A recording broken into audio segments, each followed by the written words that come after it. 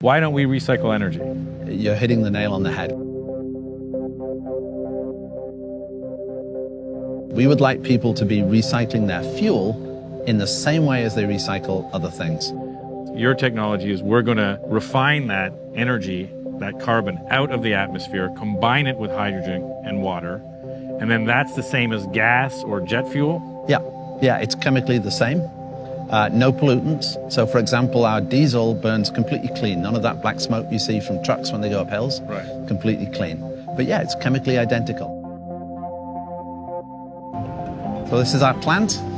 Great to have you here. Everything here is a working model, full process working, and we are capturing CO2 from the atmosphere right here. Think of it as like a big cooling tower. Large fan, the fan draws the CO2 in, chemical reaction, and we capture the CO2. Wouldn't there be more carbon to capture by dirty, naughty factories? No, it's uniformly distributed. So we could anywhere. put one of these plants in the middle of Beijing, or we could put it in the middle of the Sahara Desert. You would capture the same amount of atmospheric CO2. So we as a species have put it in, so we as a species should be taking it out. Well, that's our choice, but I think we have to, or find somewhere else to live. This is the fuel that we make. It looks exactly the same as any other fuel. Right. It's very, very high chemical performance. Right. Higher performance fuel than the stuff you buy at the pumps today. So it's better than the pumps, it's carbon neutral, and theoretically it would be cheap to make because you're refining the energy that's already out there in the atmosphere. Yeah, you're using the CO2 from the atmosphere. Your only feedstock, the only thing you're consuming is renewable electricity. Right. But here's the interesting thing. A carbon neutral fuel that's compatible with any vehicle in the world today. Right. So that car you just drove up in, we can make that carbon neutral tomorrow. Wow.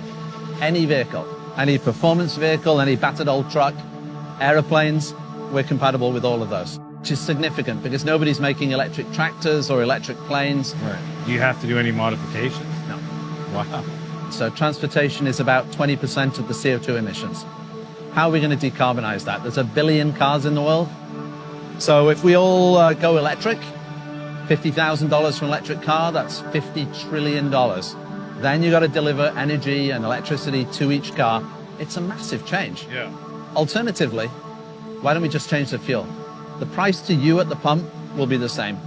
Having something like a carbon neutral gas isn't even enough. We've got to start going negative. We've got to actually pull carbon out of the atmosphere.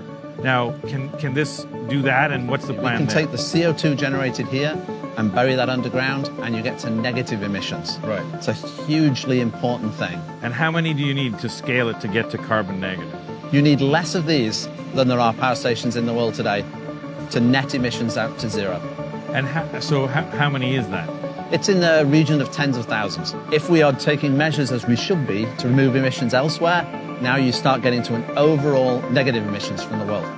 Why isn't the world rushing to Squamish, BC and saying, can we please make 100,000 of these? So first of all, we're open and ready to receive the world. Secondly, we've really just got to proof of concept here, and it's working. So the next step for our business is to expand across the globe, make carbon neutral fuel, and when the scientists and the governments decide that they need to do negative emissions, the technology is ready.